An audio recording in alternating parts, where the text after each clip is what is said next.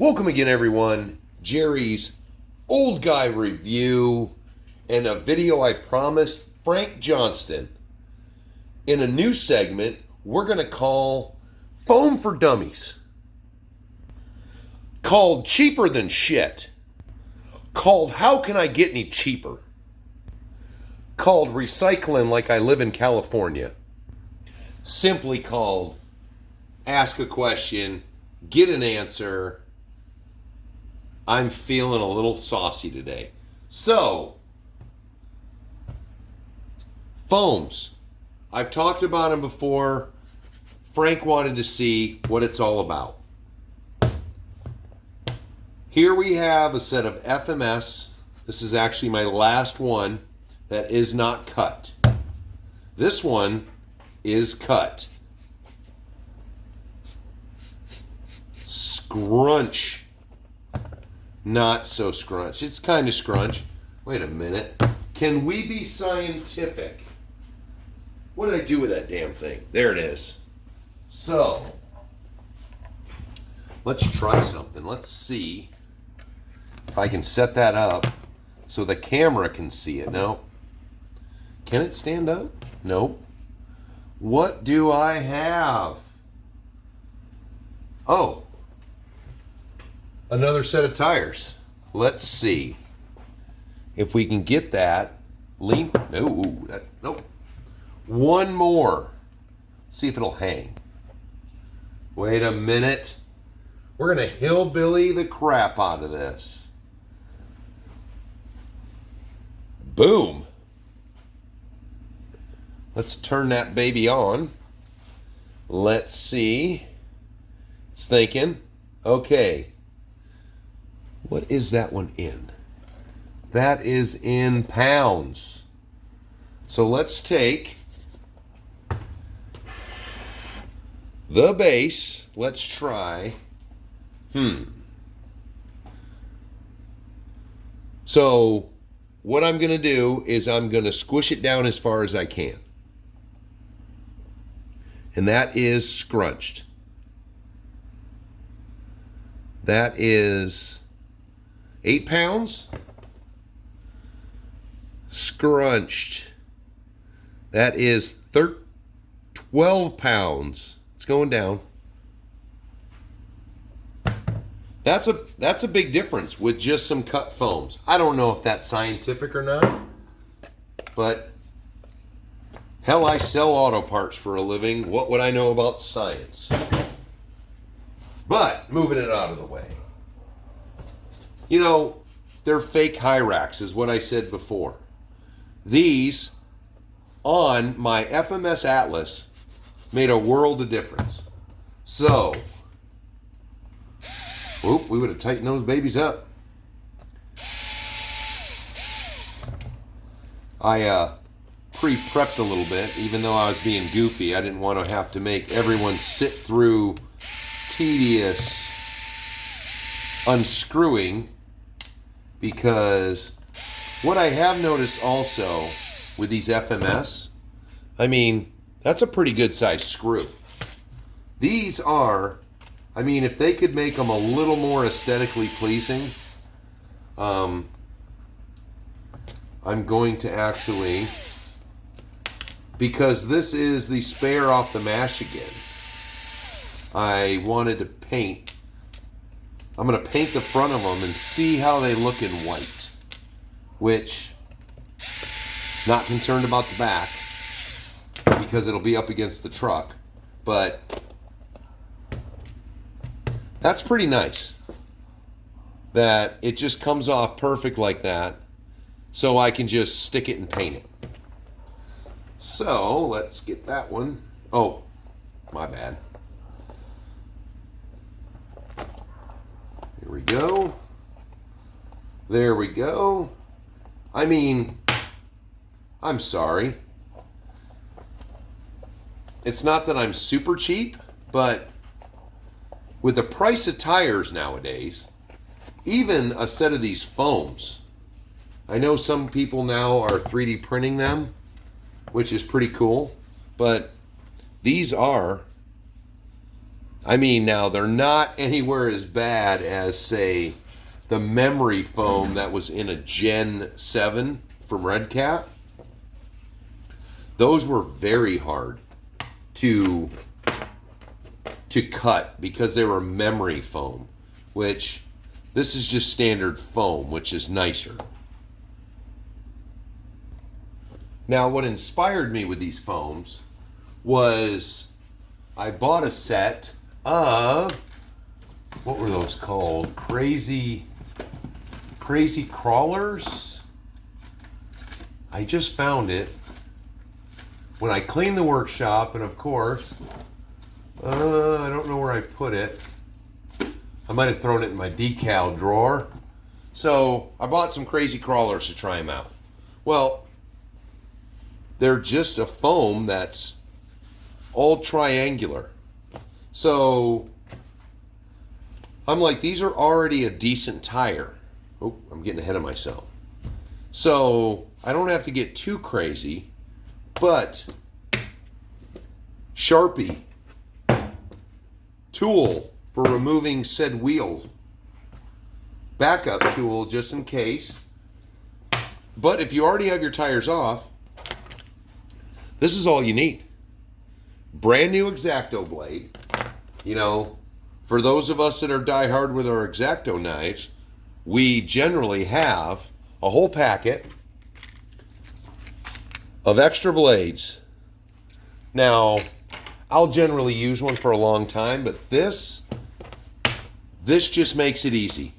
So, in general, I will go to the halfway point just to loosen them up. So I basically just kind of freehand it like you're drawing some teeth. You know, and I try to make them relatively, I mean, you could get technical and use a ruler, but if you are that technical, you probably don't want to do this because you're cutting foam with an X-Acto knife and it is not going to be, the cuts are not perfect. You're going to try to make them as perfect as possible, but you know, in the long run, you know, this is pretty quick moving along. In the long run, you know, you're not generally, for a crawler, you're not worried about high speed and you're not worried about the alignment, because no matter how you do this, cutting it with the blade will make it quick and efficient the sharper the blade is. Let me get over here. Maybe I should move the camera more toward me here, because that's where I like to be. You know, basically, are we even there? There we go. Then basically you got a brand new sharp blade. So you're just going to look at your line and you're going to try to go down as straight as possible. The brand new X-Acto blade should cut through it almost like butter. And then you kind of back up and look. Did I get a pretty good cut? See, even when you do it, the back is going to be a little different. But once you get it started with a brand new blade, it'll cut right through this foam. So unlike cutting lugs out of tires, this will go along pretty fast.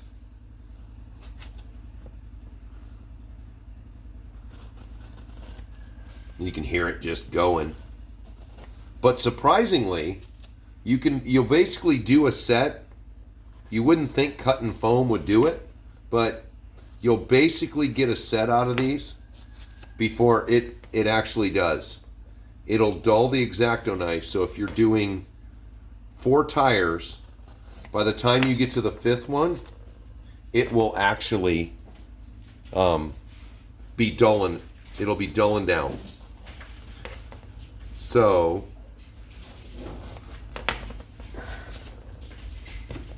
oh crap.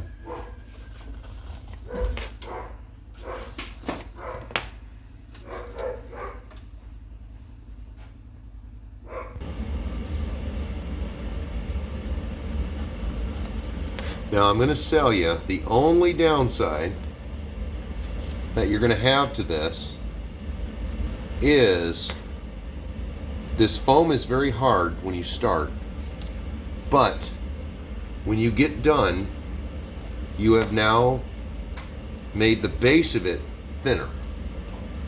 So you're going to want to try to fold it a little bit. We're going to get to that when we're almost done already cutting.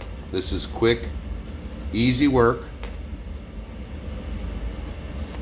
If you've got the stuff in your workshop, in your hobby room, you know, this is free. And man, I look around and I'm looking at, for any of you guys that, you know, watch some of my videos, the wheel and tire market it's a hell of a thing. And when I'm doing some of these projects, especially if I'm spending a lot of money on them, you know, I might want to cut corners somewhere. And there's these tires in particular. There are some tires that have, or some wheels that have a nice little groove in them. And if you did have them, these don't have them. But hey, oh crap. Maybe I should do that again because I was out of the camera view. You know, this is a pure straight one. You know, so my normal nice heavy lead, well, lead substitute now, so you know we can sell it in California and all the liberally places. But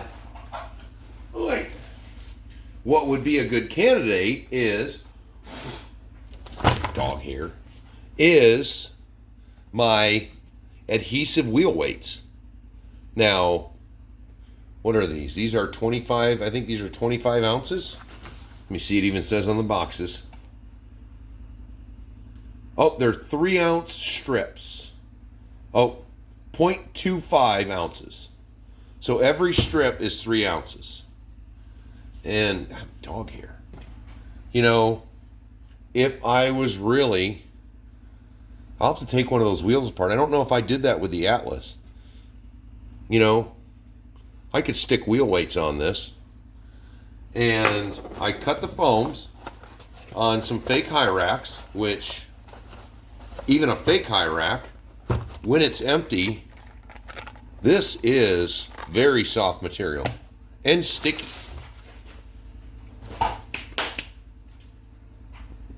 So with said project like this, you know, go to the auto parts store, pick up some wheel weights, stick that on there, which it'll make your work even harder. You know, this is what I like to do. And that's why I go halfway, so it doesn't, God, I'm all over the place. So it doesn't break. And then you stick it back in cautiously, because now it's thinner. And I think I had to do that. I did it with what ended up being the spare tire in the Atlas. And let's get back to the main view here. So back in, so if you had wheel weights, you'd have to just be super careful.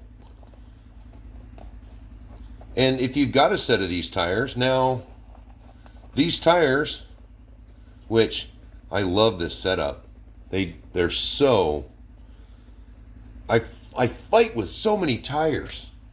I don't understand FMS, the way they made this system on here. And then it's got the teeth, so you got to get it right.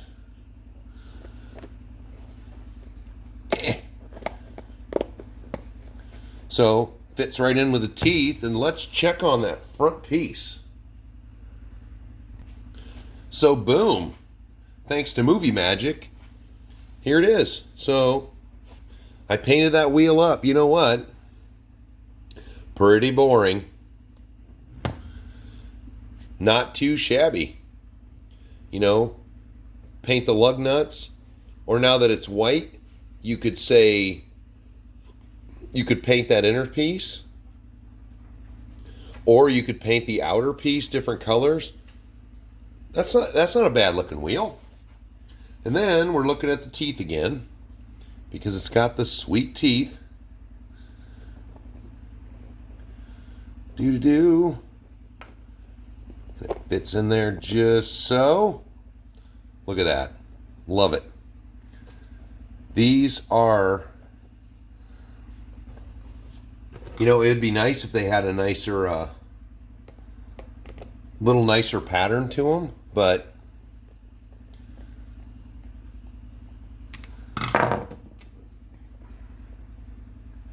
do the other side. Now, it's already a little longer than I thought it would be, but hey, Frank, I'm not in a hurry to finish anything. I want to make sure that you're pleased, and that everyone else that watches this, everyone else who may or may not have, you know, that fell to the trap that the Atlas needed new tires. Now I got a white spare wheel to match my white wagons on the Michigan, and now I've got a nice scrunchy tire. And that's it. What does it say on the thing? 17 minutes. I was a little goofy ahead of time, but 17 minutes. 17 minutes of work. So you just got to figure, this is one of those things you do one tire at a time. If you're, why did I stop? You know, if you're conscious for not wanting to do, you know, them all at one time. And see, that was me working with the hand tools, but I don't know why. I'm horrible with that thing. You know, technically, that's the joy. Everybody's got these fancy tools. You know, for any of you who have noticed in the background, I'm a Ryobi fan. I have Ryobis that are the blue ones, which were the first version. Now I have a lot of the yellow ones, or orangish, greenish ones, whatever this color is.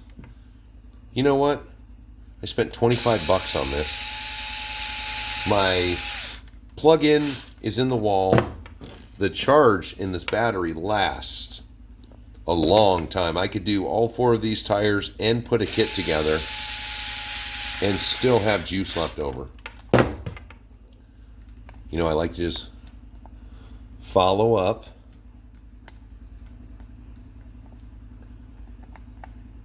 There's that one screwy one.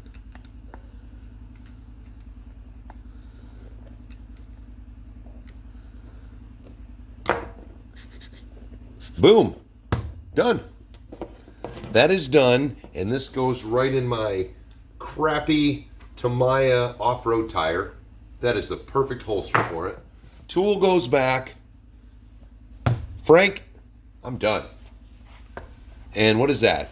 So that is 19 minutes, taken apart, put back together, cut the foam, spent no money, just spent the time where I could have just been sitting here listening to a video.